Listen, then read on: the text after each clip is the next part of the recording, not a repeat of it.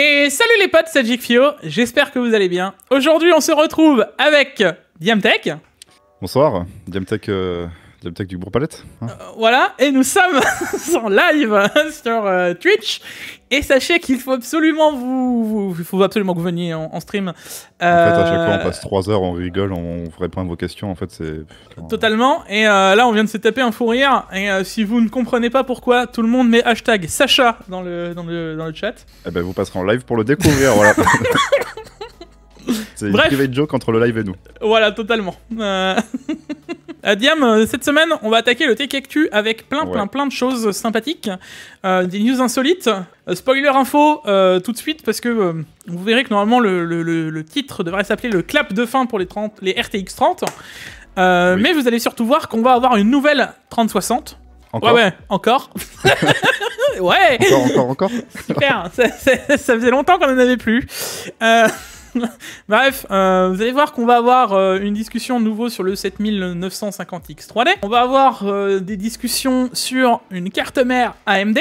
Enfin, un retour. Enfin bref, vous allez voir, il y a pas mal de choses qui vont arriver. Trêve de bavardage. Lancement.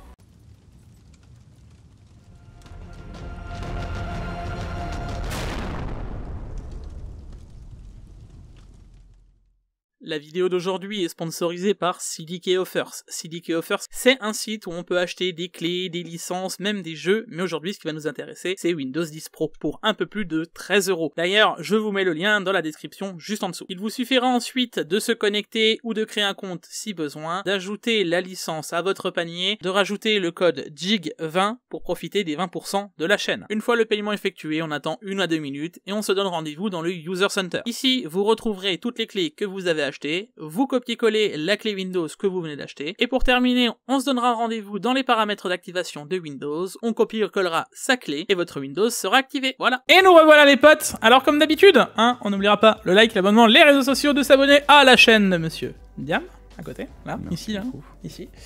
On n'oublie pas le fax aussi, on n'oublie pas, voilà. Et bon, comme d'habitude aussi les gars, je vous remets le lien de Twitch, venez nous suivre sur Twitch, c'est important, franchement, ça fait du bien de reprendre un peu le stream, et qu'est-ce qu'on se marre quoi.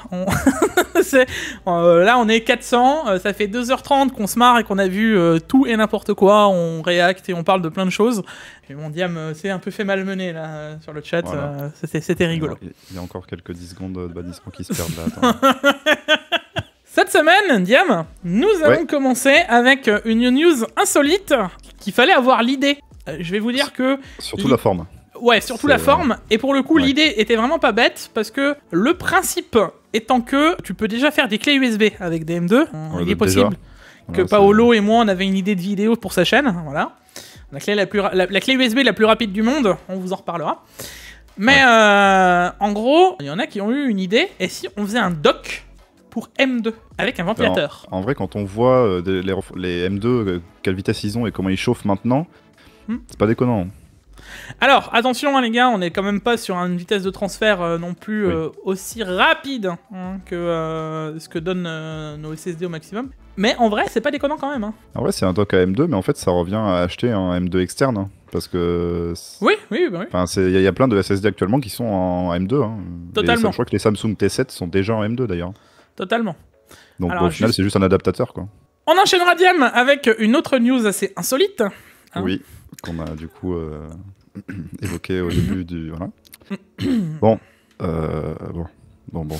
Bon, vous le lisez bien, une nouvelle 3060 serait possible d'arriver. Alors, quand on dit possible, on parle de quelqu'un qui a accès aux bases de GPU-Z, donc il peut voir ce qui a été posté sur GPU-Z. Et il est possible que maintenant, on nous poste une nouvelle RTX 3060, 12 Go, avec de la GDDR6X. Il fallait faire toutes les versions, il fallait toutes les faire en fait. Fallait toutes les faire. Il manquait celle-là. Il manquait celle-ci. Il fallait pas qu'il nous la loupe. En GA104. Alors, pour rappel, le GA104 est la puce GPU qui fait toujours d'ailleurs les 3070 Ti Oui et non, parce que maintenant, les 3070 Ti sont faits avec des GA102. Voilà, donc c'est un bazar, les gars, vraiment, c'est un truc de ouf. Alors, si ce serait pas copyright, les gars, je vous aurais mis la musique des Feux de l'amour. Hein. Non mais Bah, tuez-les à un moment, dans stop. quelle génération ils vont nous sortir? Ouais, on a mis du GA101, 102, je sais pas ce qu'ils vont nous sortir encore là. Une nouvelle. Non mais Tu sais bah, en voyant une news d'après avec la GDD, avec la prochaine VRAM, tu vois, ils vont nous faire une 3060 avec la nouvelle VRAM. grave, allez Et comme là, on ça. repart pour toute une génération sur toutes les puces, allez, c'est reparti. Moi, ce qui me faisait rire, Diam, c'est que dans toute cette histoire, à l'époque, on me disait Gig, ils ont mis 12 gigas, c'est parce qu'ils ont prévu la puce comme ça, et que sur les 3070, on ne pouvait pas mettre 12 gigas parce que problème de bus, problème de puce, problème de tout et n'importe quoi. Et là, Ouais. vous allez. Alors, on a la même puce que la 3070. On a la GDR6X sur 12 gigas. Ah, là, c'est la Deluxe Edition, là. C'est bon, là, il faut... Du coup, les gars, on en parle ou pas? C'est terrible, là. Encore une 3060 qui vont nous ressortir à un prix, on sait même pas le...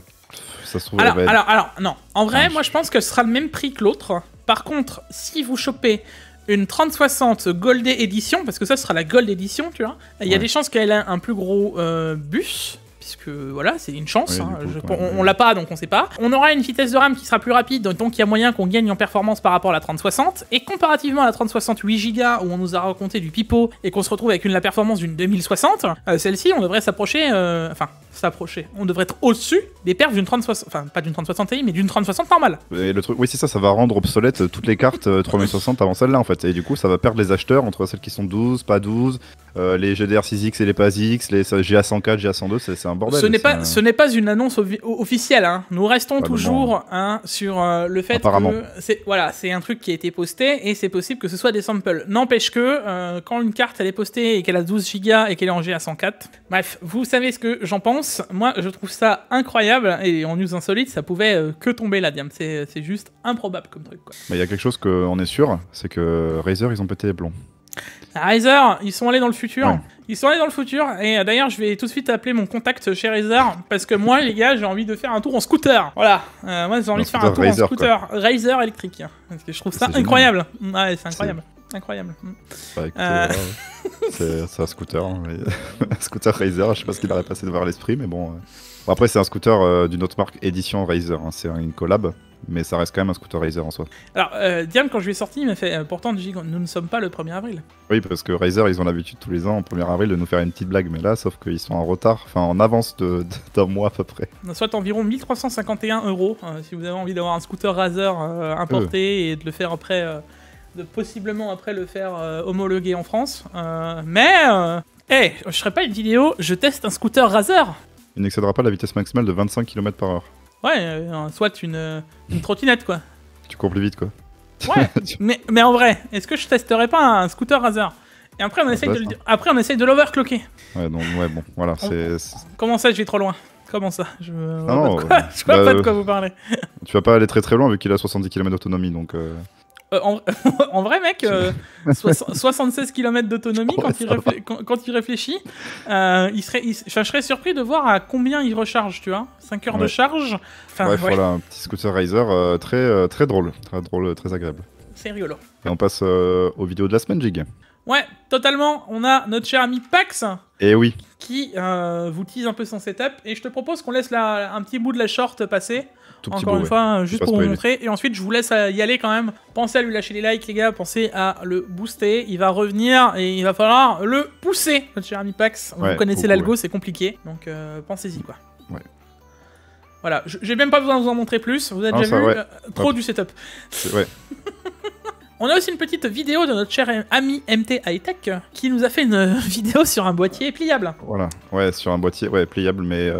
Pliable. C'était pas prévu de base, enfin c'était pas une option dans le boîtier, hein. C'est pas un boîtier littéralement pliable, enfin si du coup, mais... Donc, il nous compare une version d'un Lianli, pas Lianli, hein, je sais même plus comment s'appelle la marque. La contrefaçon, je sais même plus. Bref. Ouais. Kedier. Voilà, Kedier. Qui...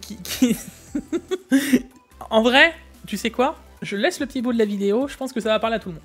Contrairement à une plaque par exemple de chez Lianli ou même en fait que ce soit même sur un boîtier Corsair ou autre, vous pouvez pas la plier. C'est-à-dire qu'en fait on va pas pouvoir la tordre, ou en tout cas si on peut, mais vraiment en fait en forçant, là je force pas quoi. Vous voyez ce que je veux dire? Je viens vraiment... Ouais. Moi j'ai vu ça dans la vidéo. Ça prouve la solidité du boîtier, les gars. J'ai vu ça dans la vidéo, j'ai fait. Ah, Donc Oui. je vous laisse aller voir toute sa vidéo sur la présentation de son boîtier, la contrefaçon Lianli. Pour le coup, c'est pas trop validé, sachant que maintenant on en a d'autres, hein, des boîtiers dans ce genre de prix qui peuvent être bien plus intéressants. Je sais pas ce que t'en penses, Liam. Ouais, non, mais vraiment, là, c'est n'importe quoi. Mais bon, allez voir sa vidéo qui présente le boîtier au moins, bon, voilà. Pour être sûr de ne pas faire la même chose, voilà. Vous ne ferez pas la même erreur. Bon, Et les bon. promos de cette semaine? Et oui, les premiers de cette semaine, et encore une fois, on commence par un PC Memory PC, mais pas le même que la dernière fois. Cette fois-ci, on passe sur un bien plus haut de gamme, un peu Jig. Ouais, ben toujours 5800X, 7900 XT, on le présente maintenant dans tous les bons plans. Ils ont Quasiment. changé le jeu, alors vous allez voir qu'on en reparle, mais maintenant c'est The Last of Us, C'est cool, ça. Ouais. qui sort le 28 de souvenir, mars. Et Compagnie of Heroes 3 aussi. Ouais, ça c'est pour le CPU, totalement. Ouais. Mais ils ont changé aussi, c'était bien. C'est une bonne chose qu'ils update un peu leur jeu. Pas grand chose à changer, le boîtier est ok, le CPU est ok, le refroidissement qui va dessus a l'air ok, des retours en tout cas qu'on en a eu, peut-être la RAM a changé si vous en avez envie. Et pour le coup, la carte graphique, qu'est-ce que je peux vous dire de plus que on est sur la carte que je vous mets maintenant à toutes les sauces avec un petit overclocking et c'est le futur. Donc Ouais, Voilà. clairement, ouais, pour ce prix, en vrai, imbattable, je pense. Hein. Même si Voilà, on essaie de la faire à côté, non, pas possible. là c'est pour du 4K, avec l'overclocking, vous êtes à 5-6% d'une 4080 pour rappel. Hein. Et Bon. promo encore hyper intéressante, hein, qui reste toujours le Crucial P3 1 Tera à 57 €. Pour le prix, c'était le prix du 500 Go il n'y a pas si longtemps que ça, donc bon, et c'est le prix de 1 Tera de disque dur aussi, hein, donc Oui, pas disque dur un peu. discutable en fait. Un disque dur un peu haut de gamme, c'est Haut de le gamme. même tarif quoi. On a aussi la B660G Gaming Wi-Fi, celle que je vous mets à toutes les sauces sur Top Achat les gars, Ouais. qui est toujours à un prix intéressant, 209,99. Même s'il n'y a plus le code Nebula, parce que je me suis fait taper la semaine dernière, tu sais, avec le fameux code. Ouais, Si oui, vous chopez un code qui passe, les gars, essayez de le rentrer sur tout ce qui est CM, ou d'ailleurs si vous le voyez à gauche ou à droite. Là, on parle d'un CPU bien connu maintenant, le 12400, que je vous dis depuis X fois, qui sera ultra performant pour du gaming avec un petit overclocking et cette carte mère. Ouais. On est sur de la DDR5, donc vous pariez aussi sur la DDR5 qui est un peu l'avenir. Comme ça, vous avez un kit que vous mettez maintenant qui est bien moins cher qu'avant et qui va être intéressant à garder dans le futur, genre un 6004 C32 par exemple, ce sera très bien. Et là, tu te retrouves finalement moins cher. Qu'est-ce que je pourrais avoir comme comparatif en CPU qu'un 7900X? Donc En tout cas, pour le du gaming. 2400 sur cette carte mère, si vous allez voir notre vidéo, il est overclockable d'une façon un peu plus violente que les autres, et donc vous pouvez transformer votre 12400 en 13500 quoi, en gros. En 13 quasiment 13600K, puisque c'est quasiment Voilà. même perf qu'un 12900K quoi. Donc, Voilà, 12400 avec cette carte mère précisément, celle-là, ça marche très très très fort. Allez voir notre vidéo encore une fois. là, si tu vires le 12004, tu mets un 13009 par la suite. Enfin, En plus. le but c'est que tu es sur une grosse CM qui tiendra le 13900K. Donc, tu fais un pari sur une CM où tu pourras upgrader ton CPU par la suite. En plus de ça. Ouais. Et là, une autre promo encore qui est bien intéressante, c'est les 32 Go de DDR4 3600 avec un SSD de 1 Tera en PCI Express 4 de chez Corsair. Là vraiment, Corsair il régale. Ça Ouais, ramène en gros les RAM pour rien du tout au niveau du prix. Hein, bah si t'enlèves les 500, le 500, non c'est un 1 Tera, qu'est-ce que je raconte? Oui. En plus, si t'enlèves le 1 Tera Gen 4 au prix où on le trouve à l'heure actuelle, soit même si tu le prendrais au prix du MSI, mais c'est pas le cas, Oui. faudrait le prendre à un prix classique, ce serait environ 90-100 balles. c'est ça. Ça fait les 32 Go pas cher. Hein. Pas cher du tout, mais c'est exceptionnel. Et du coup, pour ce prix-là, en plus, c'est des bonnes RAM en 3600, elles sont validées. Et le SSD, c'est du PCI Express 4. Hein, donc, voilà. Ouais, c'est du Gen 4 en 1 Très, Tera. très bon. Donc, Très, très bon. Rien à dire. le pack est incroyable, hein, je le redis. C'est vraiment un pack incroyable en termes de tarification. Là, Même avant- pour les petites configs. Hein. avant Donc, c'était le prix des RAM. Ouais. Quasiment. Et c'est avant encore quasiment le prix du SSD. Quand t'en achètes un, tu reviens il y a 2 mois, c'était un gratuit. C'est incroyable. Ouais. C'est incroyable. Quand tu vois ce genre de pack, là franchement c'est très très très très bon. c'est vraiment pas mal. Du coup Diamtech, juste après, Ouais. on enchaînera avec le jeu gratuit de cette semaine. D'ailleurs, nous avons Alors. Guillaume qui est dans le chat. Désolé Guillaume, tu ne pourras pas cracher sur le jeu de cette semaine. Voilà. Et oui, donc on a Rainbow Six Siege qui est gratuit pendant une semaine, donc vous pouvez tester. Bon, ça, on s'en fiche un petit peu, on connaît, mais sinon, c'est Call of the Sea, c'est un petit jeu indé scénarisé où on doit retrouver son mari, voilà, qui a disparu. Donc voilà, je vous laisserai check. Graphiquement, c'est très mignon, c'est très joli. Et à voir. Ça me fait penser un peu à Ça a l'air The très Long sympa. Dark. Hein. Ça me fait penser un peu à The Long Dark, mais en plus coloré, c'est vraiment pas mal. Moi, je t'avoue que ça a aussi un air de Sea of Thieves.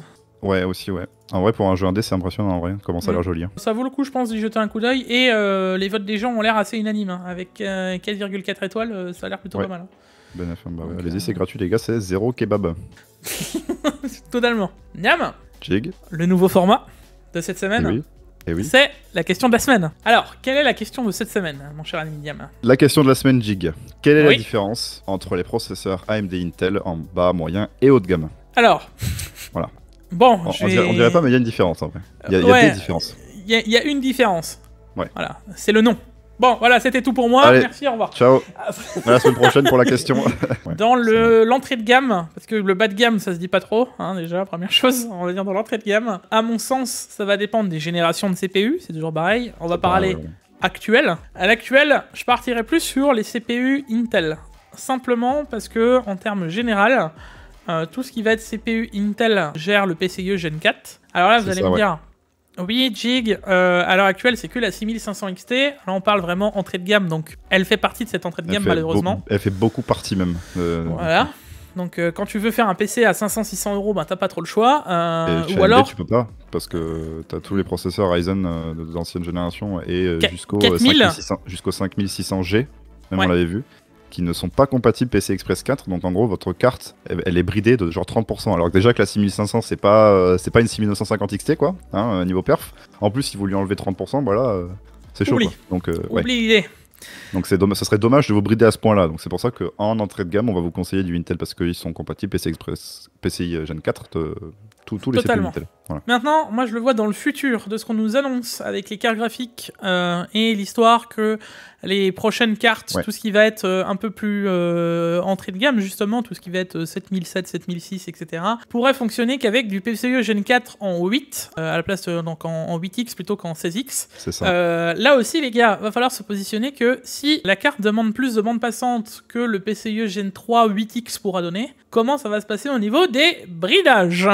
Ça commence à être chaud, ouais. Pas certain que tout va passer non plus. Donc à l'heure actuelle, sur tout ce qui est vraiment entrée de gamme, je partirai sur du Intel pour pas se prendre la tête. Maintenant, tout ce qui est mid-gamme, vous allez voir que ça va peut-être changer avec une carte mère qui arrive un peu plus tard dans Tech Actu. Tout ce qui est mid-gamme, et j'ai envie de te dire pour tout ce qui est utilisation gamer, le 13600K est le best CPU que vous pouvez avoir pour du gaming à l'heure actuelle, puisque tous les autres sont complètement overkill en fait pour votre utilisation. Et 13600K, on est sur de la limite même de l'overkill parce que nous, on est sur quelque chose d'overkill. Voilà, parce que celui qu'on reconseille le plus, hein, et qu'on vous a parlé juste avant avec la B660G, hein, c'est le 12400F hein, qu'on met à toutes les sauces, hein, clairement. Voilà, donc ça c'est le meilleur, mais si vous avez vraiment un budget, vous pouvez partir jusqu'au 13600KF. Au-delà, les gars, on est sur un CPU Pro. Et même le 13600KF, ça suffit amplement pour faire du professionnel. Voilà. Oui, puisque 13600KF, pour vous rappeler, en termes de pro, fait la même chose qu'un 12900K. Donc pour votre utilisation, pas vraiment besoin de plus.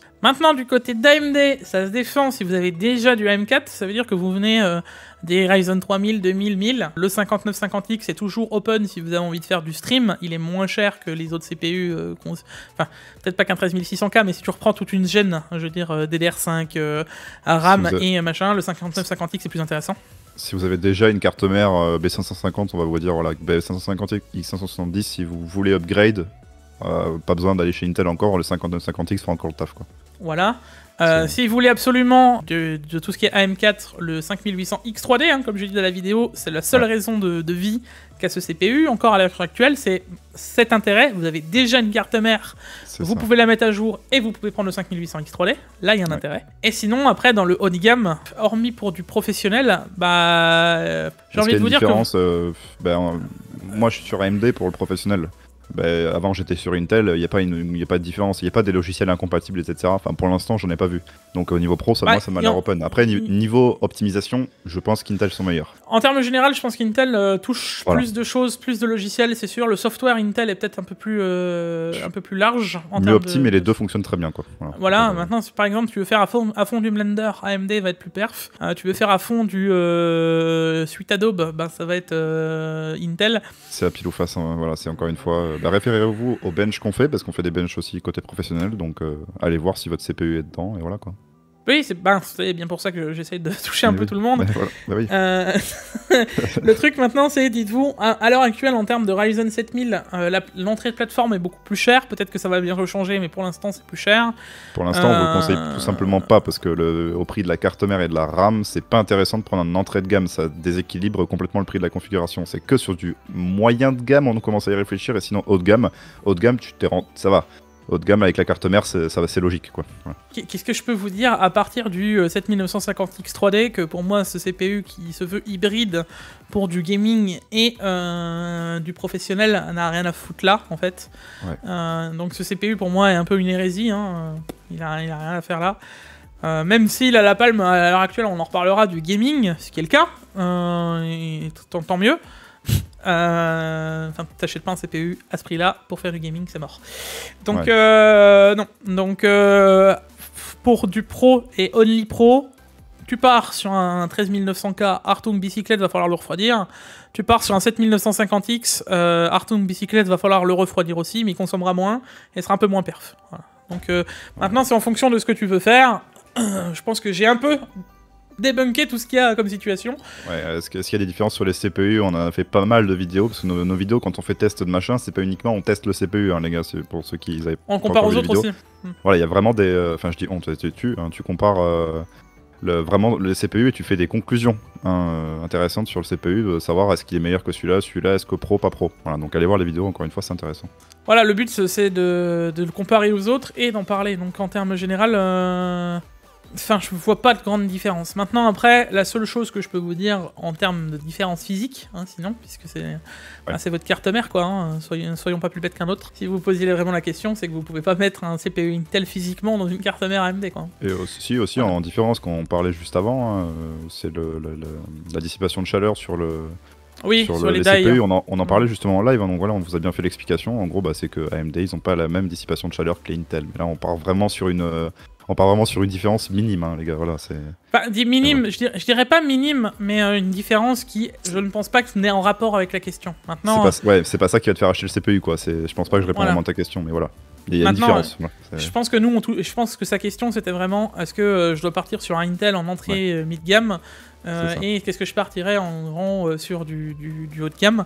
Voilà, dans tous les cas, vous avez les réponses. Maintenant, n'hésitez pas, encore une fois, dans ce format-là, à nous poser la question en commentaire. J'en prends une par semaine. Donc, bien entendu, les questions, plus elles sont pertinentes, plus il y a de chances qu'elles soient prises.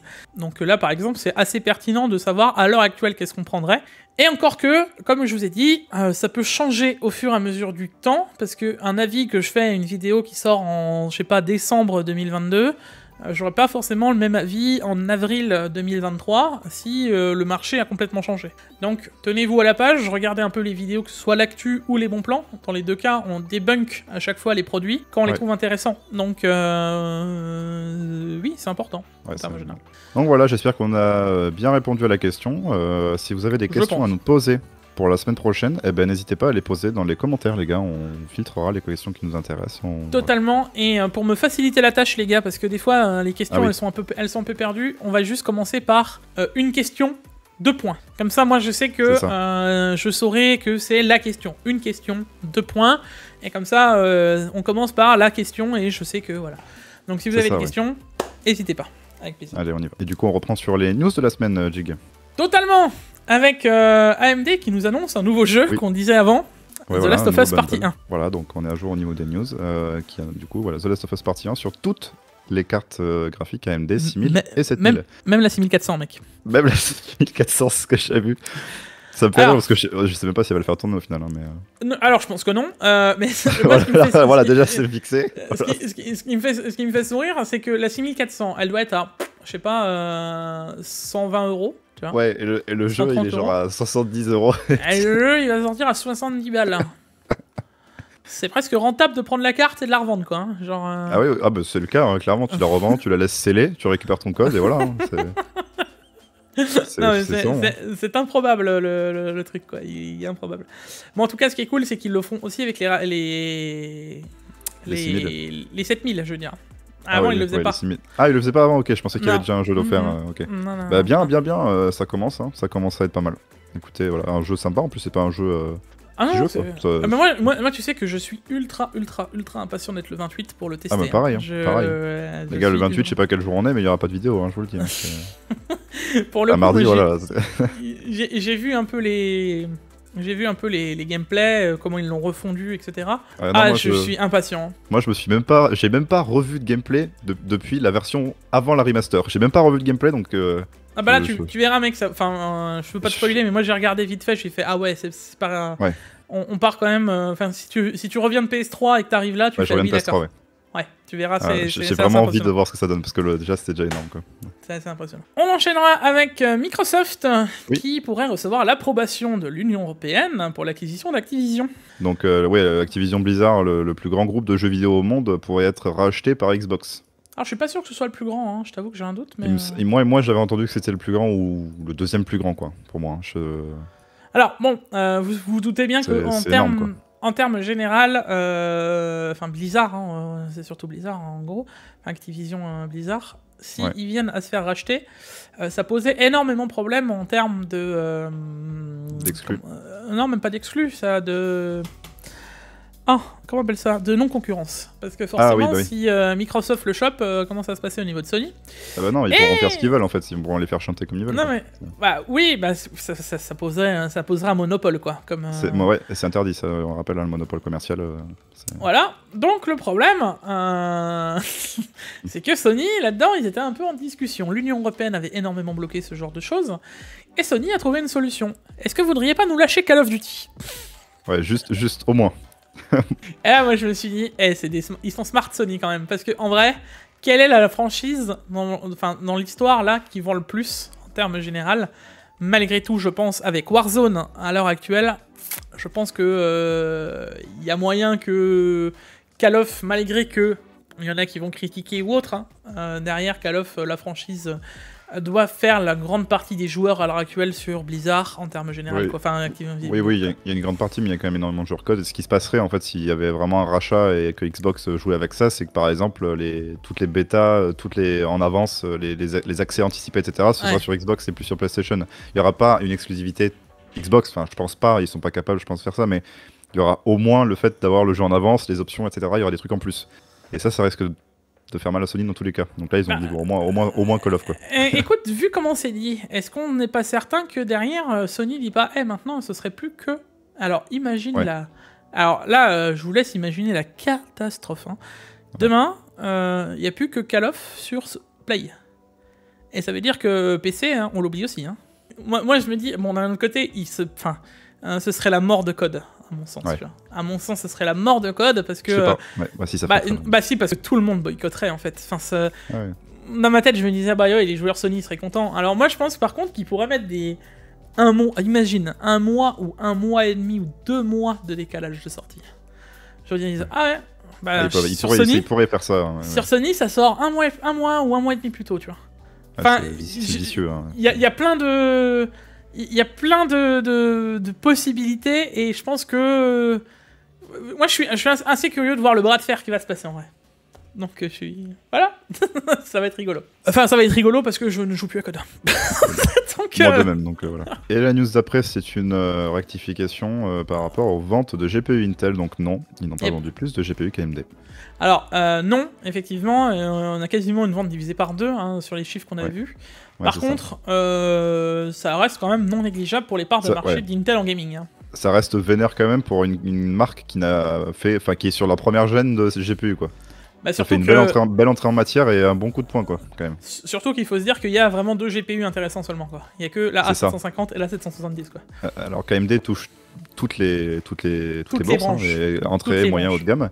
Intel, ils ont un public. Genre une marge de prix avec 100 € d'écart. Et ils arrivent à faire quasiment autant qu'AMD. Ouais, c'est très fort. Ça fait mal. Hein. Enfin, qu'est-ce que ça veut dire quand Intel vont faire toutes les parts de marché? Pour une entrée en matière, c'est fort. C'est très fort. C'est giga fort. Ouais. Bravo à eux. Qu'ils continuent à mettre à jour les drivers comme on avait vu, etc. Et puis ça se trouve un jour ils seront au-dessus. Hein. Jamais. Hein. Oui, c'est pour ça. Je te dis, je reste curieux dans l'idée, tu vois, du truc. Là, tu vois, ils montrent la différence avec les GPU Pro et avant. Tu vois, c'est ça. Tu vois Nvidia, bon. Nvidia, les gars, sont intouchables. Hein, genre. Ouais, c'est mais ça. Bon. Le fait d'avoir un autre concurrent pourrait venir jouer. Et moi, ce que je me dis, c'est qu'il y a quand même une fanbase qui doit être impressionnante. Parce que en vrai, Intel arrivant de nulle part arrive avec des pilotes claqués et font 6%. C'est beaucoup, les gars. Hein. Je sais pas si vous vous rendez compte quand même du truc, hein, mais pour moi, c'est très fort. Parce que bon, on va pas se mentir, hein, quand ils sont sortis, les pilotes étaient claqués. Hein. Et d'ailleurs, sur tous les jeux, ne fonctionnent pas encore à fond. Donc, les énormes problèmes sur DX9, on se rappelle, hein, que les jeux qui tournaient, la moitié des performances. Je dis pas que c'est que de leur faute, parce qu'il y a des jeux, ils peuvent même plus les optimiser, il y a plus les devs qui existent, il y a plus de suivi du jeu ou autre. Donc ça dépend juste depuis quand tu fais des cas graphiques en fait, tu peux rien. Voilà. Tu vois, je veux dire, ils doivent les faire à la main, machin, ça doit être une catastrophe aussi chez eux, tu vois. Mais en termes général, 6%, quoi, c'est impressionnant. C'est pour moi, à mon sens, c'était impressionnant. Et la fanbase est juste dingue. En vrai, on pourrait avoir de grosses surprises avec Intel, quoi. Et sinon, après ça, on a une carte mère, petite carte mère Jig, l'entrée de gamme, là, on en est un peu. Ouais. Donc voilà, on a la Pro WS W790E Sage de Asus qui est proposée au prix de 1300 livres, donc 1500 €. Oui, converti, voilà, bien sûr. Maintenant, une fois arrivé en France, elle fera 1006, quoi, je pense. C'est ça, donc voilà, ce qui est une carte mère pour les Xeon, hein, le socket LGA 4677, qui sont sortis il n'y a pas si longtemps que ça. Voilà. C'est un petit CPU. Ça a que 56 corps, 112 threads. On peut lire quelques petites spécifications de la carte mère, comme par exemple qu'elle pourra soutenir jusqu'à 2 Tera de DDR5 à 6800 MHz, voilà. Et qu'il y a 7 slots de PCI Express 5. Rien que ça. 8 SATA, voilà, 3 M2. 3 M2 PCI Gen 5. Voilà, bon ouais.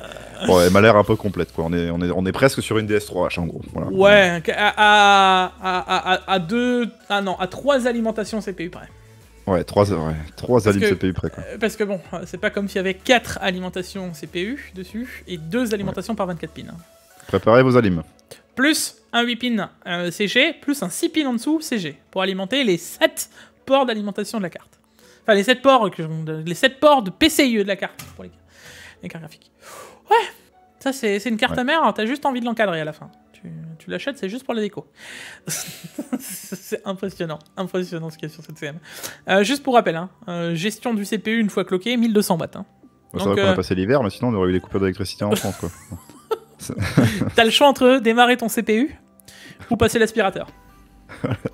Ou démarrer de la vaisselle, voilà. Tu ne peux pas lancer un benchmark, tu peux pas lancer Blender, tu peux pas lancer Blender et en même temps faire des frites. Tu vois. Il y a un moment, faut faire des choix dans la vie. Voilà. Ouais, donc là, tu prends un Uber Eats et tu continues ton Blender. C'est ça. Voilà. Donc bon, impressionnant cette CM. Impressionnant. Et la news d'après qui est un peu triste en vrai en soi, c'est Aztec, qui est une marque du coup de fournisseur de pompes, en gros, hein, de refroidissement ou de refroidissement en général, qui a une baisse de revenus de 47%. On les connaît parce qu'ils ont fait, par exemple, là dans l'article on le voit, les bases du Ryu 3 et du Fantex Glacier One T30 V2. Alors, tu te rends pas compte, mais toi, vous les connaissez depuis bien longtemps les gars, parce que Aztec, c'est genre 95% de toutes les pompes d'Aguio que vous voyez en fait. Donc là c'est la version 8 de leur pompe. Voilà, à chaque fois ils font une nouvelle version, voilà, une nouvelle gamme. Voilà, les 8 c'est les toutes dernières qui viennent de sortir, qui sont... Avec des améliorations au fur et à mesure, etc. Je sais pas si vous vous rendez compte, mais ça fait énormément d'Aguio. Hein. Beaucoup, ouais. Beaucoup Aguio. Donc, à mon avis, si tu as un Aguio, tu dois avoir une pompe Aztec dans ton Aguio. Voilà, ouais, c'est d'ailleurs pour ça que vous pouvez peut-être vous poser la question, pourquoi par exemple d'un Aguio Corsair X à un Aguio Corsair Y, bah t'as plus les mêmes perfs. Ceci est une réponse. Voilà, c'est ça. Voilà. C'est la pompe joue aussi, hein, les gars. Voilà, bien entendu. Donc derrière, les gars, Aztec font énormément de choses, quoi. Donc donc ils sont un peu dans la sauce, hein. Ils ont fait une baisse assez vénère de vente. Bon après, de leur bilan, ils en sortent quand même assez contents et ils disent que c'est juste une régule et en même temps, les gars, c'est un peu normal. On en parlait la semaine dernière, d'ailleurs. Oui, ça a fait pareil partout en vrai. C'est partout pareil. On est sur une régulation du marché. On a eu 3 années quasiment complètement gonflé parce que 2022 le début est encore gonflé, donc on s'est tapé avec les années Covid etc sur le marché informatique une bulle énorme.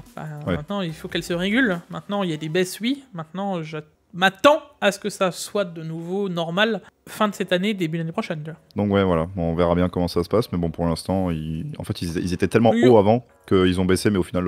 Oui, voilà, en quand fait, même bien, ils ont l'air de garder le cap et ils sont confiants, donc c'est pas vraiment un problème. Quoi. Il n'y a pas de raison que ça se passe mal en tout cas. GDDR7. Très bonne nouvelle pour la 3060 V6, ça, V7 plutôt, non? V7, V8, ouais, en fonction ouais, parce que... ouais, parce que d'ici là, Nvidia va bien nous sortir une GDR7X, donc... Ouais, et du coup, t'auras ils auront le 3 temps autres 3060 à faire avec toutes les puces avec un différentes, GA... c'est ça bientôt la 3060 sera fait avec un GA102. Voilà. Tu vois. Donc Tu auras du coup... Tu auras une puce 3090 désactivée complètement avec 12 Go de GDR7X, tu verras, qui sera finalement plus performante que la 4060. Donc voilà, donc on n'a pas l'annonce, mais on a des leaks un petit peu de qu'est-ce que pourrait donner la GDDR7, hein, donc une bonne amélioration au niveau de la vitesse de transfert. Ouais, alors, beaucoup de choses qui changent. Moi, il y a un truc, Ouais. Liam, qui me taquine, c'est les commandes. En gros, avant, c'était... La RAM gérait commande par commande. Maintenant, elle pourrait gérer 2 commandes en même temps, tu vois. Donc, Bon, bah, à voir ce que ça donne. Ça pourrait donner peut-être une nouvelle version hein, des cartes graphiques actuelles, peut-être les 7000, pas V2, mais Non. je sais pas comment ils vont les appeler. non, mais, je pense pas. Moi, je pense que ce où il y a sera... encore le temps. Non, en fait, les gènes ont été faits tels maintenant Ouais, qu'il n'y maintenant aura c'est... pas de mage, je pense pas, Ouais. des archis actuels, trop complexes à faire. Et une Ouais, de puce, 6 à 6X ça peut se faire, mais de 6 à 7 c'est peut-être plus dur. Ouais. Ouais, puis même, enfin, X c'était pour les Nvidia principalement. Tu remarqueras plus, qu'on n'a aucune ouais. AMD en X, C'est- parce que c'était ouais. une techno Nvidia à la base. Donc non, par contre, ce que moi je m'attends, c'est à me dire, la GDR7, la voir en 2024 pour la sortie des prochaines cartes. Tu vois. Bah, Et je même pense la... que c'est... Même la 4090 Ti, on me dit dans le chat là, même la 4090 Ti, je la vois pas avec la GDR7. Tu vois. Ouais, du coup, la Nvidia 5000, je pense que c'est un acquis, hein, c'est sûr, même un qu'elle soit en DDR7. Hein, oui. Oui, Très forte chance, hein, ça serait je dommage pense de- que les 5000, si elles s'appellent 5000, seront Voilà. en GDR7, et je pense que les RX 8000, si elles s'appellent 8000 aussi, seront en GDR7. Donc, affaire à suivre. Je vous laisse je vous laisse suivre un peu l'article. Hein. Il y a des choses même passées sur Nantech pour le coup. Ils expliquent un peu plus, et je vous invite à aller voir. L'article est intéressant. Mais là, c'est vraiment pour ceux qui ont envie de se plonger dans les spécificités de la VRAM. Hein. C'est pas. Ouais, là, c'est des trucs vénères, là, C'est pas accès à tout le monde, quoi. Voilà. Mais c'est toujours bon à prendre. Bon, on passe au bon plan. Le kit AMD Ryzen 5 7600 MSI B650 Tomahawk Wi-Fi et 32 Go de RAM à un excellent prix. Ouais, on repasse au bon plan du coup, parce qu'on a fait des bons plans au début du tech, mais... Ouais. Alors, un autre bon plan. Alors, pourquoi on le met là? 599 €. Maintenant, Ouais. moi, la question que je vous dis, est-ce que c'est vraiment un bon plan? Première chose, comme je vous l'ai déjà dit au début, tu prends un 12400 qu'on peut trouver à 150 € avec une CM qu'on peut trouver à 210. Donc là, on est à... ça fait combien? Je t'ai dit 160, on est à 370, plus un kit de RAM, t'es à peu de choses près 500 balles avec ce qu'ils nous proposent là, pour 32 Go aussi. Alors que eux, ils sont à 599 €. Donc déjà là, je pense que mon kit est plus intéressant, sachant que tu seras meilleur en gaming. Et à savoir qu'en plus, c'est une promo. Hein. Voilà. Donc Voilà. nous c'est hors promo. Nous, c'est hors promo. Voilà. Si tu trouves une promo encore sur la CM ou sur la RAM, t'es bien. Ah, c'est finito. Là. Maintenant, le vrai truc, les gars, pourquoi je mets cette news? C'est pas forcément pour dire que ce n'est pas un des bons plans, parce que en vrai, je m'en fiche un peu, on ne sera pas sur la même gamme de cartes mères. Ouais. Mais pour mettre un 7600, on a enfin une carte mère qui arrive à prix qu'on nous a enfin annoncé par AMD, soit 125 $ sur Newegg. Cette Ouais. ASRock B650 HDV/M2 pourrait enfin me faire me réconcilier avec les Ryzen 7000, même si on a que 2 slots de RAM de DDR5, déjà ça. elle a quasiment tout, Diam. Ouais, elle a, comme tu l'avais dit, elle avait de bonnes VRM, hein, voilà, donc elle a l'air plutôt complète, elle a du M2, elle a ce qu'il faut. Bon, c'est pas la plus grosse carte mère de l'univers, mais à 125 $, on peut s'attendre à des prix ok comparés aux cartes mères qu'on a actuellement sur les générations Ryzen 7000 quoi. Bah, c'est surtout qu'on aurait enfin une CM en face des Intel, enfin. Ouais. Qui permet de prendre un Ryzen 7600 sans se dire vas-y je mets 300 € dans la carte mère quoi. Voilà, où tu réfléchis, Ouais. où tu mets plus cher finalement dans la carte mère que dans le CPU, quoi, ce qui est complètement what the fuck. Derrière, tu peux aussi te dire que la gestion de la RAM a l'air ok, maintenant il faudra voir sur le moment venu. Hein. Ouais.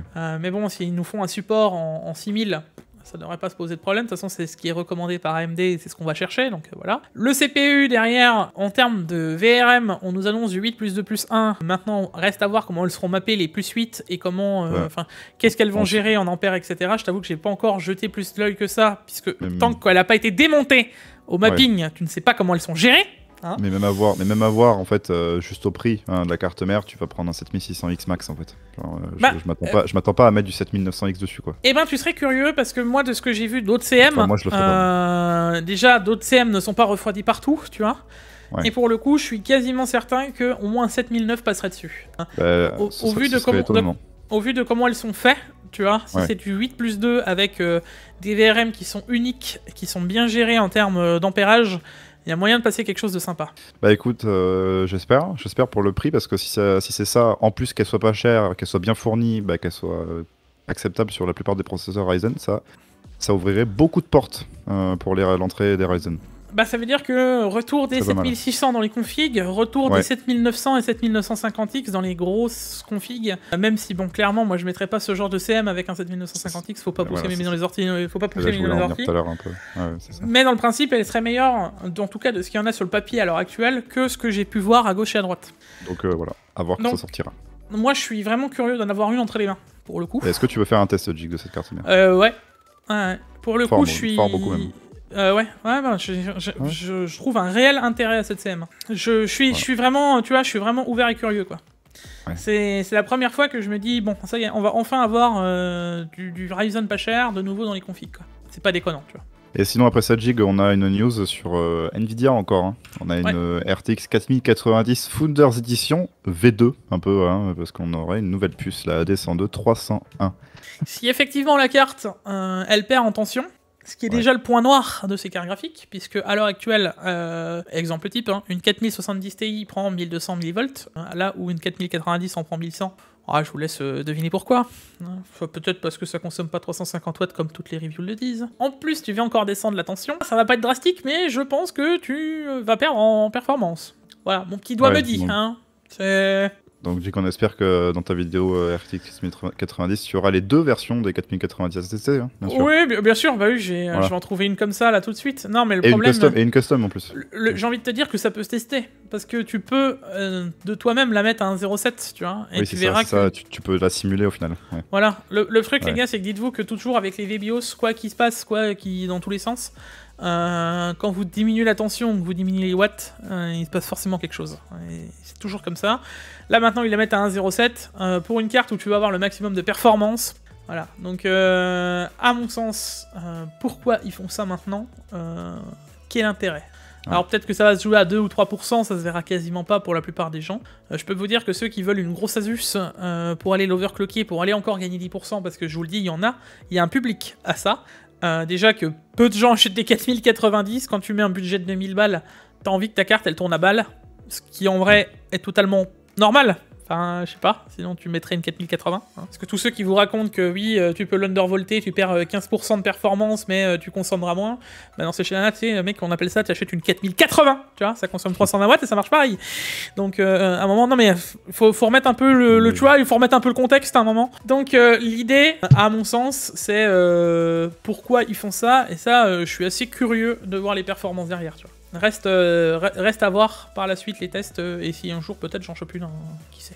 Sinon, après ça, news d'Asus qui rejoint un peu la course aux cartes mères inversée. Un peu inversée, ouais, voilà, avec MSI qui avait déjà fait ça et Gigabyte, donc du coup, une carte mère avec les connecteurs inversés. Donc quasiment tous en fait, tous les cartes mères sont inversées quasiment. J'ai l'impression qu'il n'y a pas les ventilateurs qui sont... Ah si, les ventilateurs, excuse-moi, que tous les connecteurs sont du coup de l'autre côté, donc ça fait que... Bah écoutez, ça peut être pas mal. Moi après je vois ça dans mon boîtier actuellement, ça ne passerait pas, donc je sais pas dans quel type de boîtier il risque d'entrer ça, mais c'est bien d'innover et c'est pas mal de voir ça, ça peut optimiser le cable management. Oui, c'est ce que je me dis aussi. Mais je sais pas dans quel... un coup à 90, tu vois, ok. Non mais maintenant... Mais un 180 comme ça, je sais pas où ça rentre. Bah revient le même problème, c'est qu'ils vont faire des boîtiers dédiés, j'en ai déjà vu passer là chez Asus, chez Gigabyte aussi, etc. Peut-être une vague de boîtiers uniquement pour ça, peut-être. Maintenant, il serait temps de faire une norme. Ouais. On va arriver à Jigfuel casse-pied. Ouais, voilà, Jigfuel casse-pied, mais ça voudrait dire que chaque constructeur de carte mère doit se mettre plié à une norme dédiée, où tous les connecteurs se placent aux mêmes endroits. Alors là, déjà, je vais faire grincer des dents beaucoup de constructeurs, mais pourquoi pas. Et ce qui voudrait dire que tu aurais des boîtiers dédiés pour un câble management parfait. Sachant que... C'est beaucoup plus simple, ouais. Sachant que... alors, ça avoue que je suis curieux, mais je vais te casse-pied. Ouais, très débile, très débile, parce que pourquoi ne pas laisser quand même le CPU fan pour les ventirades ou les AIO du bon côté, puisque de toute façon il y aura quand même le câble. Bref. Ouais, enfin voilà, du coup, ouais. Il y a des trucs Voilà. comme ça, bon. Maintenant, le concept est sympa, ça se montre, c'est rigolo. L'intérêt. Bon, bah on verra quand ça sortira, on fera un petit test dessus. Voilà. Une Non, petite mais- review. Ouais. Oui, mais j'insiste, l'intérêt. Voilà, moi je suis d'accord de plein de choses, hein, mais va vraiment falloir soit qu'ils le norment, soit qu'ils réfléchissent à un... Enfin, c'est bien de vouloir faire leur solution dédiée, si t'es un fan Asus avec un boîtier Asus, ou un fan MSI avec un boîtier MSI, etc. Wesh l'intérêt, quoi. Sinon, Bref. après ça, on a un truc qui m'intéressait, moi, qui m'ont posé la question aussi, c'est les Steam surveille, donc les questions que Steam vous pose des fois, une fois par an, hein, je crois, sur qu'est-ce que vous avez dans votre PC. Et ben là, on a les résultats. Et on peut remarquer plusieurs choses. Moi, le premier truc de l'article qu'on remarque, c'est que la 4090 représente 0,31% des cartes graphiques sur Steam. Voilà, c'est énorme. Et alors après, un truc que je crois que c'était pas le cas sur la dernière, c'est que la 1650 a dépassé la 1060. Non, on l'avait déjà fait avec... On l'avait Elle déjà était- vu avec... Elle avait Avec déjà Guillaume. redépassé. Ouais. Donc voilà, Ouais. donc la première carte graphique 4000 à être dans le classement. Bon, elle est loin, hein, mais bon. Elle est... En fait, dites-vous que toutes les 4000 mis bout à bout, 4090, 4080 et 4070 Ti, même si je pense que la 4070 Ti sera à terme celle qui se vendra le mieux, hein, des trois que je viens de citer, ne représentent pas 1% toutes mises ensemble. Donc c'est pas beaucoup. À l'inverse d'AMD, ils sont dans le classement, parce qu'AMD n'y est pas du tout. Pas du tout. Il n'y a pas une seule carte dans les 20 premières cartes. Du Alors coup, même pas rien. Genre, Va arriver la grande discussion que j'ai eue la semaine dernière, et de vous dire, alors d'après vous maintenant, c'est qui a raison entre des tests des 4090 sur les CPU et ceux qui testent avec les anciennes jeunes? C'est qui est le plus représentatif dans l'idée? Parce que là... on va refaire un sondage du coup. Non mais, Parce que, non mais pour le coup, moi ça me fait doucement sourire, tu vois. Parce Bah qu'au oui. final, ça prouve encore une fois que la carte, à l'heure actuelle, la plus jouée des 30, ça reste la 3060, mais que tu vas pas faire des benches sur la 3060, tu vois. Et que la, la 4080 plus grosse des cartes, disons, Ouais. dans le top 20, c'est la 4090 du coup. Donc je suis Ah, assez c'est- que... Enfin, je me dis, on est quasiment sur un ovni, tu vois ce que je veux dire? Ouais. Donc bon, attendons la suite. Hein. Je suis toujours curieux. Comme j'ai dit, j'en ai déjà discuté avec pas mal d'entre vous dans les commentaires ou autres, même sur le sondage. D'ailleurs, on a plus de 7000 votes, je crois, un truc, c'est impressionnant. Mais là, je vais finir maintenant sur la 6009, tous les CPU, et ensuite je repasserai avec la 4090 ou la 7900 XTX. Je suis pas encore décidé, on en discutera ensemble. Mais quand je ferai le passage, on pourra avoir un comparatif de ce qui est réellement concret entre vous et la réalité, hein. Ce qui veut dire qu'on aura vraiment un... Parce que ça, je l'ai jamais vu, en fait, le vrai comparatif que tu vois entre une 6900 XT, par exemple, au passage d'une 4090, et finalement voir que, oui, avec la 4090 et un 12100, tu vas avoir une différence de 30% que tu ne voyais pas avec une 6900 XT. Donc, finalement... que, en gros, 90% de la population qui utilise de l'informatique à l'heure actuelle ne verra jamais, quoi. Ouais, c'est ça, ouais. Donc ouais, je suis assez curieux de voir un peu la suite de l'histoire. Autant qu'une carte graphique est bien plus importante au niveau de tes FPS, autant qu'un CPU, à l'heure actuelle, il n'y a pas vraiment de mauvais choix, quoi. La news d'après, on a un problème. Bah tiens, encore Nvidia. Tiens, alors là, on a un petit bloc de problème de driver. Là, il y a tout le monde qui a détruit ses drivers. Je sais pas pourquoi en ce moment là, c'est la mode. Ouais, c'est Qui la arrivera mode, à faire le driver, la mise à jour la plus pourrie. Voilà, Ouais, c'est ça. Je me dis, mais qui, mais à qui le tour, quoi. Genre, c'est Voilà. bizarre. Moi, voilà. Hein, après, vous allez me dire, c'est bizarre, c'est pas encore arrivé à Intel. Alors c'est pas, ouais, eux ils ont déjà eu leur dose, on va dire. C'est plutôt ça. Eux, ils ont pris la sauce dès le début. C'est Maintenant, ça, ils c'est ont bon. eu la dose. Là, pour le coup, 10% de CPU usage, mais après l'utilisation d'un jeu. Incroyable. Ça veut dire que, Voilà, en donc gros, sur le bureau, t'avais plus 10% d'utilisation du processeur pour rien. pour rien. Donc la différence que tu disais juste avant sur un 12100, bah là elle est plus à 30, elle est à 40%. Tiens, allô, quoi, qu'entends-je? Ah, Nvidia pourri au niveau des drivers et des petits CPU? Allô? Ah oui, c'est vrai. Donc, si vous vous posez la question, les pilotes Nvidia sont pourris juste à ce niveau-là. Si vous avez un petit CPU, quand je dis petit CPU, c'est juste que, je sais pas, un 3006, même un 5006, et que demain vous voulez une 4090, eh ben vous serez plus bridé avec votre 4090 que vous ne seriez bridé si on aurait l'équivalent de chez AMD en, je sais pas, 7950 XTX, quoi. Donc, c'est... voilà. Pensez-y, hein, quand vous faites un upgrade encore une fois, si vous avez un petit CPU, ben, vous avez plus de chances de vous prendre des performances en moins de chez Nvidia que de chez AMD. Juste par le pilote. Maintenant, en termes général, les pilotes Nvidia AMD, on a déjà eu la discussion semaine dernière avec un sondage, toi tu as encore consulté ta commu aussi, tu t'es aussi retrouvé avec le même plus ou moins résultat que moi. À l'heure actuelle, un peu plus plat, mais le même résultat final, oui. Plus de problèmes sur les pilotes Nvidia en termes général sur les jeux que les pilotes AMD, donc ça confirme bien ce qu'on a eu les dire à gauche à droite. Bon. Moi, écoute, je vais ressentir d'une autre façon, je pense, hein, parce que bon. Oui, bien sûr. Je pense, moi j'ai du mal. Moi, les gars, je vous le dis, hein, j'ai du mal à y croire. Hein. Donc à l'heure actuelle, bon, à voir comment ils vont patcher le truc, hein, sachant que apparemment ça aura déjà été patché avec la suite, tu vois, donc nouveau driver. Donc pensez à checker vos mises à jour pilotes au fur et à mesure. Voilà. Maintenant, le problème des consommations de performance sur les CPU, ce serait bien un jour qu'ils le règlent totalement. Ouais.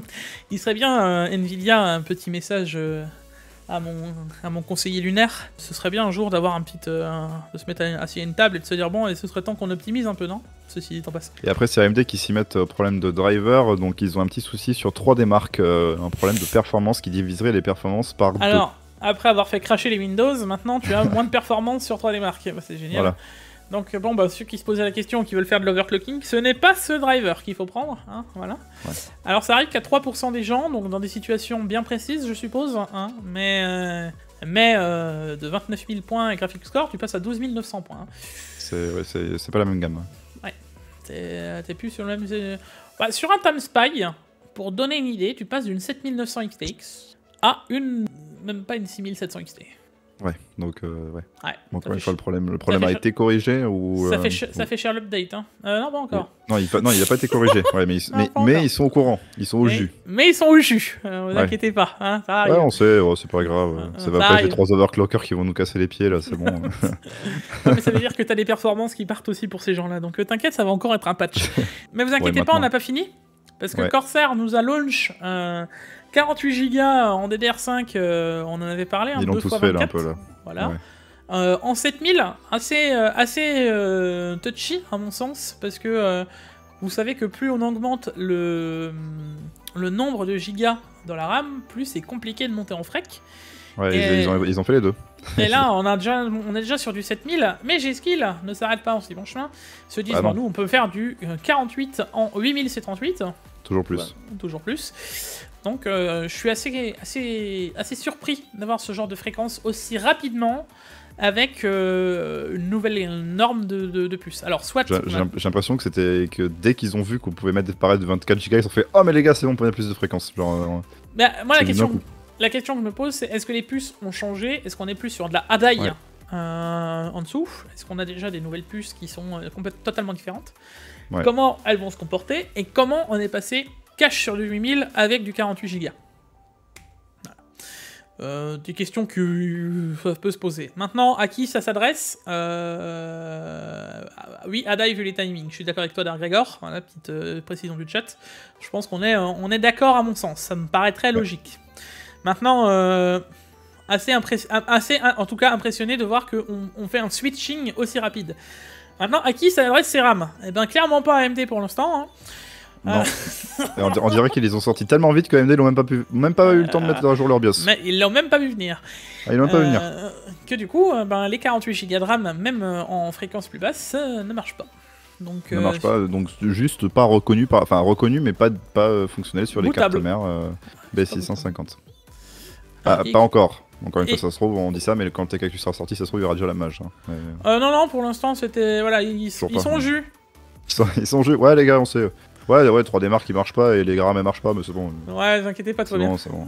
Ouais. On gère, on est au top. Ouais, bon. Ça fait beaucoup de produits qui sortent, beaucoup d'incompatibilités en peu de temps, quand même. Mais bon, dans tous les cas, on va avoir une mage AGESA, comme d'hab. On va avoir une mage de BIOS, comme d'hab. Je vous inviterai à voir les vidéos que j'ai déjà fait sur MSI et Asus, hein, pour ceux qui veulent mettre à jour leur BIOS. Et puis à partir de là, on devrait partir sur une bonne base. On espère. Bon, il y a encore un petit peu de temps avant que ça arrive, quand même. Genre, je pense que c'est une histoire d'une semaine et demie. Et juste après ça, on a un petit bloc de news sur le 7950X 3D, parce que oui, maintenant qu'ils sont sortis, on commence à avoir des reviews et des comparaisons à droite à gauche. Bah, bien entendu, hein, ça fait maintenant plus d'une semaine et demie là qu'ils sont sortis. Voilà. Le 7950X 3D, vous allez voir, a été nommé comme le CPU le plus performant, effectivement. Sur papier, ben, même en termes généraux, hein, j'y crois. Maintenant, restera à quel prix, on en parle juste après. Attendons le 7800X 3D. Pour ceux qui nous regardent et qui veulent vraiment un CPU pour le gaming, de toute façon, le 13900K n'était pas le concurrent et le 7950X n'est pas un concurrent pour du gaming en fait. Non, tu vas acheter un CPU haut de gamme, comme on le disait au début du TechTu, acheter un 13900K pour le gaming, même tu vas t'en prendre une en fait. Donc il n'y a pas vraiment d'intérêt. Donc oui. Alors j'aime bien le petit taunt qu'a fait AMD en disant oui, maintenant si vous voulez un CPU haut de gamme, nous pouvons vous en proposer un avec une efficience beaucoup plus haute et une température plus basse.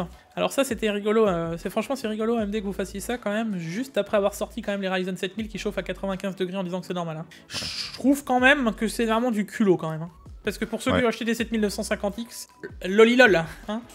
Moi je trouve, enfin c'est vraiment être culotté de sortir ce genre de choses. Et bon, je reste à dire que effectivement maintenant vous pouvez avoir un CPU qui consomme moins, qui chauffe moins. Vous pouvez avoir un CPU en termes généraux qui est destiné à des gamers, mais il a rien à foutre là. Et même s'il a effectivement la palme du gaming qu'on va voir ici, que ce soit un 13900K S ou un 13900K ou un 7950X 3D. Maintenant, faisons la vraie comparaison avec un 13700K, parce que lui a quasiment la même performance qu'un 13900K en gaming, à 3% près, à 409$. Et puis, vous voulez qu'on rigole ou pas? Non, parce que là, je vous jure qu'en termes de différence de tarification, on va pas être sur la même chose. Hein.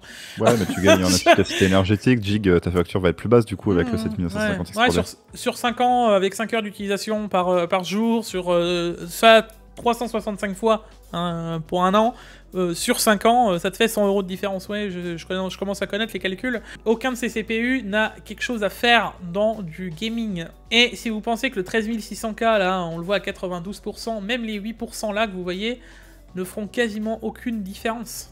Non, mais là, les gars, en vous parlant en pourcentage, vous vous dites, ah ouais, sur le papier, voilà et tout.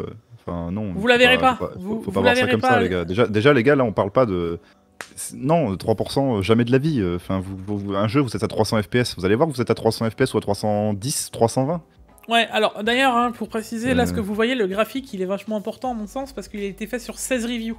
Donc là, derrière, il y a aussi des différences en fonction des GPU utilisés, il y a aussi des différences en fonction de la RAM utilisée. Moi, de la plupart de toutes les reviews que j'ai vues, les RAM utilisées sur les 13900 KKS, c'était souvent de la 6000. Hein. Si tu prends de la 7002, t'auras encore moins de différence. Voilà. Et là, il n'y a même pas le 12400 FOC, là. Non, tu veux pas le voir dedans. Tu aurais trop mal de te dire qu'il est juste là, en dessous du 13600K, et que lui, il bat quasiment tous les autres, puisque c'est le prix de tous les autres, tu vois. On a des performances aussi du et on a aussi des performances du 7800X 3D qui serait 24% plus puissant que... justement, attends, avant d'arriver là-dessus, je vais juste montrer aussi le graphique d'en dessous. Parce qu'il le compare, tu vois, avec tous les CPU et il te montre un peu les pourcentages de différence, tu vois. Ouais. Donc là, si tu pars du principe que le 13900K c'est le plus haut et qu'on est sur une base de 100%, tu vois un peu toutes les performances en regardant différentes stats. Tu prends un Igor's Labs, tu vois que la différence avec le 7950X 3D et Igor's Labs, les gars, 100,3%. Incroyable. Ouais, donc c'est vraiment que quelques testeurs qui ont eu une différence énorme, qui ont fait la moyenne que voilà. Mais... Hardware-Lux, selon leur protocole de bench, 10%. Non mais t'as vu la différence? Elle est insane. Et derrière t'as Tweakers qui sont à 96%. Voilà, donc ça va vraiment, encore une fois, j'insiste, en fonction du protocole de bench du jeu que vous allez voir, vous ne verrez aucune diff. Donc... c'est le même. Arrêtez de chipoter au pourcentage près, c'est bon, on a compris que voilà. En CPU, il n'y a aucun mauvais choix. La seule choix, c'est de payer trop cher un CPU que vous n'aurez pas besoin. Ça, c'est sûr, ouais. Donc, encore de voir qu'ils ça se trouve, ils l'ont testé en 1080p. En plus. Tu vois, je serais vous, là, je ferais une barrière jusque 13700K. Ouais, et encore, on est gentil, quoi. Ouais, 13700K, vous barrez et vous oubliez tout ça. Et ensuite, tout ce qui est en dessous, pourquoi pas. Maintenant, j'attends le 7800X 3D, parce que AMD, allons-y Guingamp. Tiens, je vous montre des 24% de performance en plus. Même en simulant le 7950X 3D, avec le 7800X 3D via le 7950X 3D, j'ai jamais vu aucune review me faire 24% de différence avec un 13900K. Bah déjà, quand on voit que le 7900 3D, 7950X 3D est à 0% en gros, hein, comment est-ce que le 7800X 3D peut être à 20%? Il y a peut-être 5% à la limite, parce que peut-être... plus haute fréquence peut-être, voilà, mais... Non, tu peux dans le principe où... Alors, Rainbow Six Siege profite du cache 3D, Total War profite du cache 3D, Red Dead Redemption profite du cache 3D, Horizon Zero Dawn profite du cache 3D, et voilà, on a fait le tour en fait. Et les autres ne profitent pas. Ouais, non mais... Optique cache 3D au final. Up to, j'insiste. Ouais, up to encore. Ouais, bon, voilà, donc le même problème, il est toujours là. Moi, je veux bien, les gars. Le problème, c'est que en plus, des reviews sortent, par exemple, du 7900X 3D à gauche et de droite, comme du 7950X 3D. Si t'as pas mis à jour le game bar, ça pose problème. Si tu regardes sur Tech Power Up, ils en parlent. Si tu forces pas certains corps, ça passe pas. Sur certains jeux, si tu forces pas les autres corps, t'as moins de performance avec le... Ouais, waouh. Alors, on a eu des problèmes avec les e-core et les p-core sur des logiciels pro. On avait certains jeux qui ne les détectaient pas à l'époque. Des nouveaux, on se souvient, qui bloquaient. Hein. Moi, tu vois, j'ai pas la mémoire si courte. Hein. Je m'en souviens de cette histoire aussi. Donc voilà. Mais de là à avoir des problèmes où il va falloir switcher d'un corps à l'autre, ça va quoi. Ouais. Un utilisateur lambda, nous dans notre chaîne, dans ce qu'on fait, les gens ils savent un minimum, ils n'ont pas peur de rentrer dans un BIOS. Ouais, c'est ça, ouais. Tu viens à donner CPU, à dire alors il va falloir que tu mettes à jour ton AGESA, ton BIOS, tes pilotes, la game bar, le Windows. Non mais ça va mec, tu veux pas non plus mon numéro de crédit et laisse-moi tranquille avec ton CPU quoi, tu vois. Ouais. Donc même si ça va se mettre au fur et à mesure en passe, c'est un peu lourd quoi. Ouais. Non. Un peu lourd. Le 7800X 3D à mon sens réglera ce problème, il n'y a qu'un seul corps. À voir, à suivre. Tu feras un petit test Jig? Bien entendu. Du 7800X 3D? Quand ça vaudra le coup. Ouais, j'en ferai un test quand il sera à 300€, ouais. Voilà, donc vous avez le temps encore, voilà. La news d'après qui est un peu la grosse news de Steak Actu. Le clap de fin. Ouais, la fin, le clap de fin des RTX 30 Founders, donc c'est la fin, ça y est, Nvidia ont arrêté de produire les... Non, alors, attends. Ce n'est pas une officielle Nvidia. Hein. Aurait arrêté. On suppose qu'ils auraient arrêté parce que ça a disparu des sites. Du store. Voilà, du store, un peu partout. Si ça se trouve, c'est juste le stagiaire qui a cliqué sur désactiver, voilà. Voilà, alors c'est déjà arrivé, mais pas aussi longtemps. Maintenant, on en a plus en France, on en a plus aux States. Bon, alors on commence à se dire que d'ailleurs, sur les revendeurs européens, il n'y en a plus non plus. C'est bien qu'ils communiquent comme ça sur ce qu'ils font. Hein. C'est pas mal, hein. Okay. Nvidia? Ouais, grave. Hein. Ouais. C'est ouf cool. De savoir que quand on sait qu'ils produisent plus un modèle, c'est parce qu'il est plus sur le store et pas parce qu'ils ont fait une review. Ouais, parce que les mecs qui cherchent, quoi. Tu te dis, ouais. Ouais, non, mais enfin. Ouais. Donc dans le principe, Oura viva la révolution, parce que je vous dis que s'il n'y a plus de modèle 30, et que vu que les 4080 ne se vendent pas, et vu que les 4070 Ti ne se vendent pas, et ben au fur et à mesure, s'il n'y a plus de puces des 30 qui sont fabriquées, les puces des dernières cartes de 30, soit vont disparaître, soit, voilà, ils vont en faire quelque chose, quoi, mais ça m'étonnerait qu'il y ait encore beaucoup de gens qui achètent une 3080 à 800€ quand tu peux avoir une 3070 Ti à 900. Ouais, non. Ce serait complètement illogique. Pourquoi pas, mais ça m'étonnerait. Donc ça va doucement maintenant disparaître. On va peut-être encore voir quelques promos sur les 30. Et ensuite on leur dit à la prochaine. Bisous. Hein, cette génération fut une génération de sacrifiés qu'on a payé trop cher. Où on va payer les pots cassés sur longtemps. Puisque on les a payés tellement cher que merci, on se retrouve avec des 4090 à 2000 balles. Et que toutes ces cartes-là vont finalement descendre. Parce que on le sait très bien qu'ils ont mis ces prix aussi haut pour qu'on achète les RTX 30. Encore. À quand la 4070 Ti à son prix normal? 600€, hein? À quand? Jamais. Bah aussi, je pense que tu verras. Je mettrai pas mes deux mains coupées, mais je pense qu'elle descendra. Une main, moi. Non, je pense qu'elle descendra bien.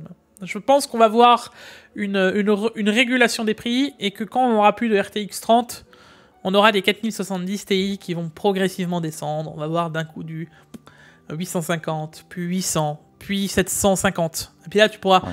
Allez, 750, tu pourras te dire, vas-y, la carte, let's go, tu vois. T'es sur une carte qui équivaut à la gêne d'avant, 3090 Ti.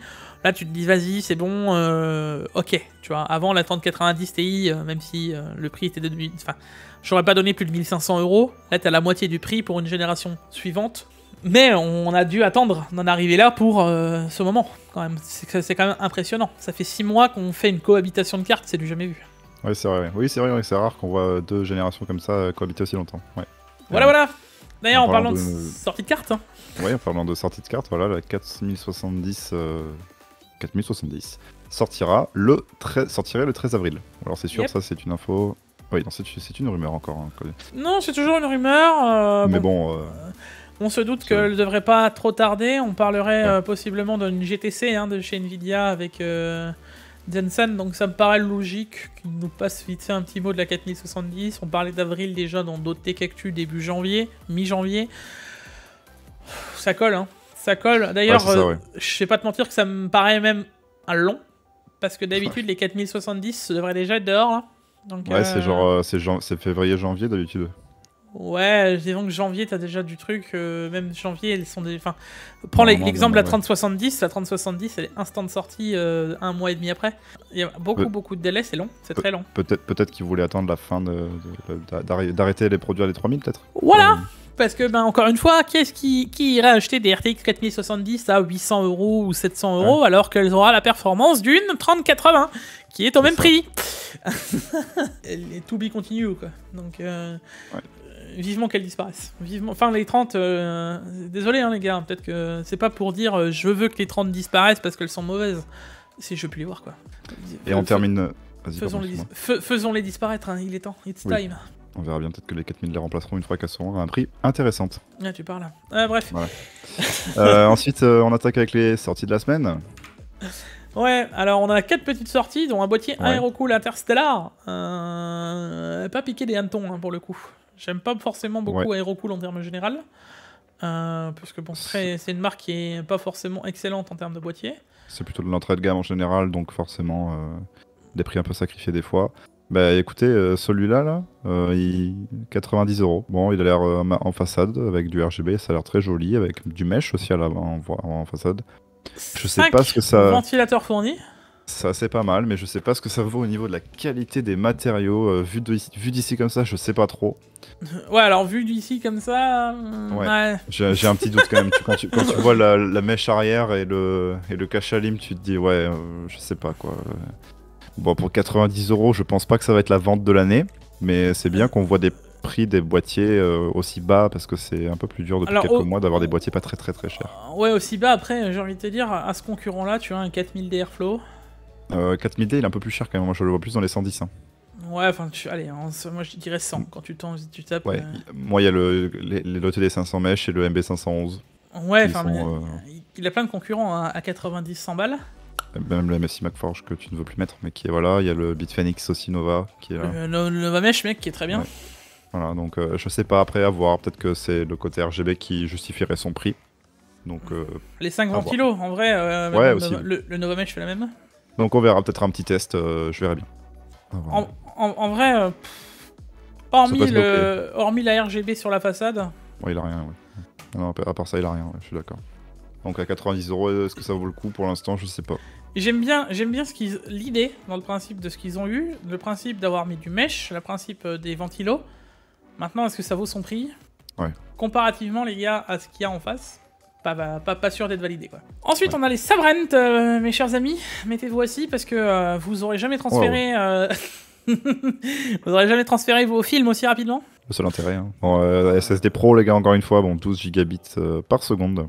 De lecture et d'écriture, quasiment 12 gigabits aussi. Ça fait, en moyenne, on est à 12 000, hein, donc je pense pas que ça sert à quelque chose de faire charger Fortnite à 12 gigabits par seconde, hein, clairement. Si. À mort. Ouais. Ouais. Bon, pas besoin de vous dire que là, les gars, c'est vraiment dans une utilisation pro. Ça servira peut-être par la suite dans des serveurs, mais ça fait sur votre PC. Genre, oubliez ça tout de suite. Oubliez l'idée, quoi. Ouais. À moins juste de dire, ouais, j'ai vraiment la plus grosse et j'arrive à transférer des fichiers. Enfin, là, on arrive à là, c'est de la débilité pure, quoi. Enfin, 12 gigabits seconde pour une utilisation normale, je vois pas à quoi ça vous sert. Mais vraiment, genre, déjà le 4, c'est juste complètement débile. Voilà, c'est encore plus débile. Alors le 5 pour une utilisation normale. Non, j'insiste. Et ensuite, les souris, les Glorious, modèle O, 2. V2, les modèles O2, les modèles oxygène. Allez hop, ma blague était nulle. Je m'en vais. Tu veux remettre je reviens. Ah ouais, non,